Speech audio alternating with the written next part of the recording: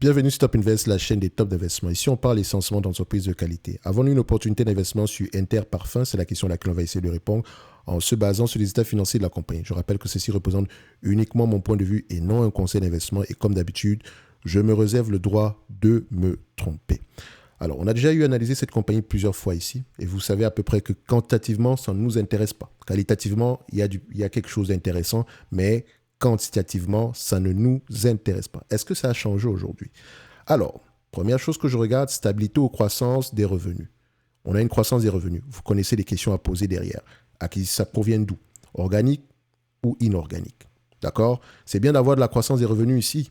Est-ce que nous avons la croissance des marges ou la stabilité des marges? Nous avons plutôt une stabilité des marges. C'est très très bien également. Ensuite, est-ce que les marges EBITDA ont également tendance à être stables? On a également ici une croissance des marges EBITDA. Ça veut dire quoi? Quand on a une croissance, quand on a une stabilité des marges brutes, excusez-moi, croissance des revenus, stabilité des marges brutes, croissance des marges EBITDA, ça veut dire quoi? Ça veut dire ici que l'entreprise est de plus en plus efficiente. Tout revenu supplémentaire descend directement au niveau des bénéfices opérationnels avant impôts, intérêts et amortissements. Enfin, OK?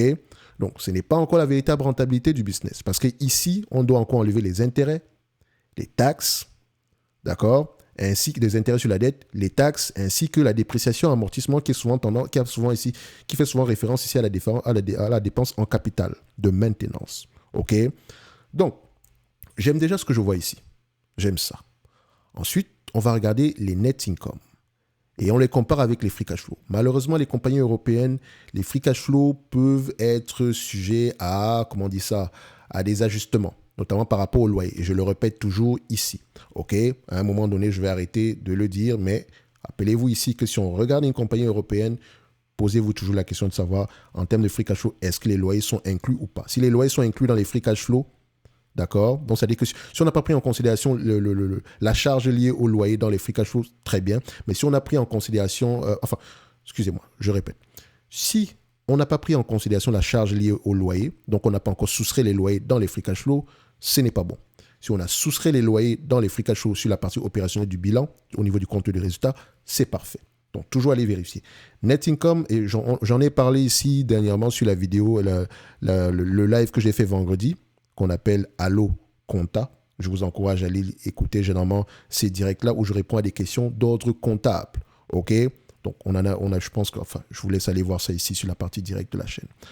Ensuite, free cash flow, net income. Est-ce que les deux vont dans le même sens? Vous allez voir ici que nous avons une entreprise qui a des free cash flow et qui a des net income élevés. OK? On les compare ici. Voilà, on les met sur le même graphique.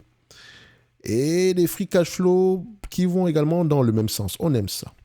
Donc, c'est-à-dire que les deux ont tendance ici, le besoin en fonds de roulement n'est pas trop visible au niveau des free cash flow. J'aime ça. OK? Ensuite, on va regarder la dette nette sur EBITDA. Inférieure à 5 pour ce type d'entreprise. Est-ce que c'est le cas? Presque pas de dette.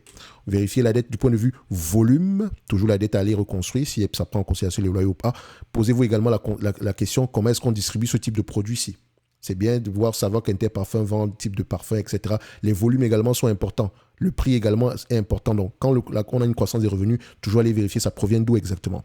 Quel mix? Prix, volume ou bien mix des deux. Ici, on a une dette nette, donc on a du cash net 18 millions ici. Donc, ça veut dire qu'elle n'a pas de dette. C'est parfait. On aime ça. Combien de fois les bénéfices vous allez payer pour une entreprise qui a des marges au bout stables, des revenus croissants, des marges EBITDA de plus en plus intéressantes? Combien? Moi, je pense qu'on peut aller à 25 fois les bénéfices ici. Mais déjà, on vérifie le marché a eu tendance à payer combien?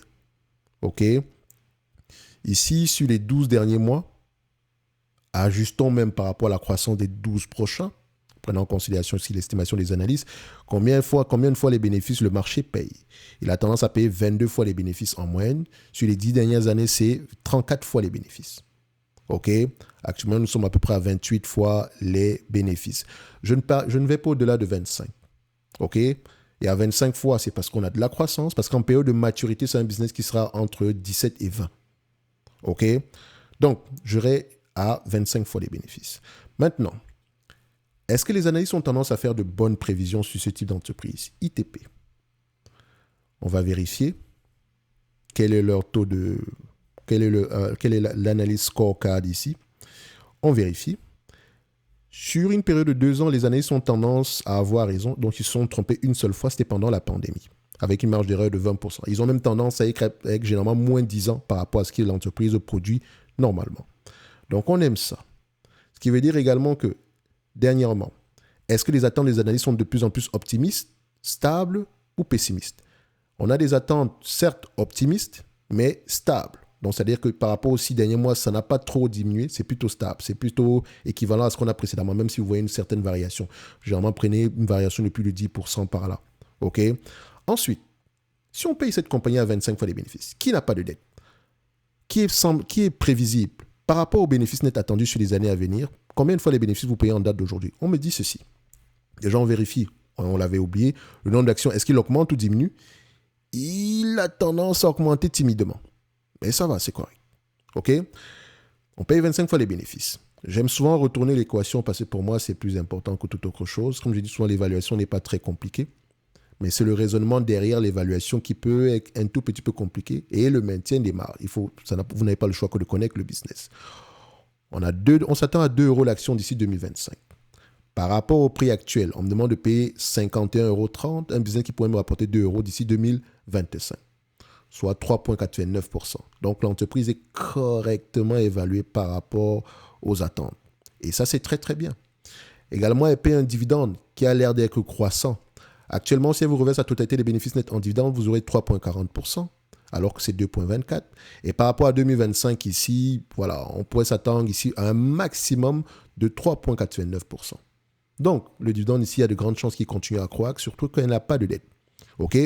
Donc, ceux qui achètent du Interparfums en date d'aujourd'hui comptent essentiellement, sachez que le prix, par rapport à la croissance attendue en date d'aujourd'hui, sur les 2 prochaines années, parce que d'ici 6 mois ou 3 mois, on pourra avoir une croissance bien plus élevée ou moins élevée, je n'en sais rien. OK? Dites-vous que vous ne surpayez pas. Et ce que moi j'aime souvent faire, c'est par rapport à ce que l'entreprise a eu tendance à rapporter dans le passé, est-ce que nous avons un prix ici qui, même en incluant, en omettant la croissance, est-ce que nous avons un prix qui reste intéressant? Je vous dirais que le prix qui pourrait être intéressant pour moi sera aux alentours ici disons ici de combien? On va juste fermer ça. Aux alentours ici des 43 €. Actuellement, c'est 51 €, donc pas grand-chose. Et en plus, nous, on réfléchit en termes de rendement, ce qui veut dire que si on veut l'acheter avec un rendement de 8%, ça c'est pour moi. Après, vous faites ce que vous voulez, vous pouvez rechercher. Et je ne parle pas de rendement de dividende. Parce qu'ici, nous, on parle du rendement des bénéfices nets / free cash flow, parce que le dividende prendra soin de lui-même. Si on a un rendement de 8% ici, ce que moi je recherche par rapport à mon prix d'acquisition, j'aimerais l'avoir à 25 €. C'est mon prix. C'est le mien. Ça me concerne. Je ne vous ai pas demandé d'attendre du 25 €. Vous faites ce que vous voulez, mais s'il vous plaît, lisez vos rapports financiers avant d'investir sur une quelconque entité. OK? Le prix actuel est juste correct, sans plus. Maintenant, si ça vous intéresse, à vous de voir. Si vous avez un avis contraire, laissez-moi savoir en commentaire. Pourquoi est-ce que vous pensez qu'Interparfums vaut plus que 5... combien est-ce que Interparfums vaut en date d'aujourd'hui?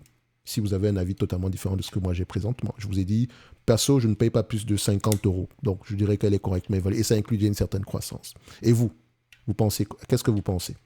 D'accord? On se donne rendez-vous sur la prochaine vidéo. N'oubliez pas, en lien dans la description, vous avez la Top Newsletter ainsi que le service Top Analyse où je présente généralement 2 notes d'analyse sur les entreprises qui, moi, me semblent sous-évaluées avec ou sans dividende. Avec, premièrement, ici, la base, c'est la qualité, ainsi que les notes de suivi des entreprises que j'ai précédemment mentionnées. En supplément de ça, vous recevez ici, vous avez la possibilité de demander des analyses quantitatives, avoir accès ici à la watchlist et ainsi qu'au price target, ce qui veut dire quoi? Par exemple, sur ITP, si ITP nous intéresse qu'elle est dans notre watchlist, on mettra ici le target ici à 51 €, à 50 €. Comme ça, si l'entreprise est sous-évaluée d'ici demain, vous pourrez le voir directement sur votre graphique. OK, ça, vous y avez accès dans la watchlist directement. Bref, plus d'autres éléments. On se donne rendez-vous sur la prochaine vidéo. Et d'ici là, portez-vous bien. Merci.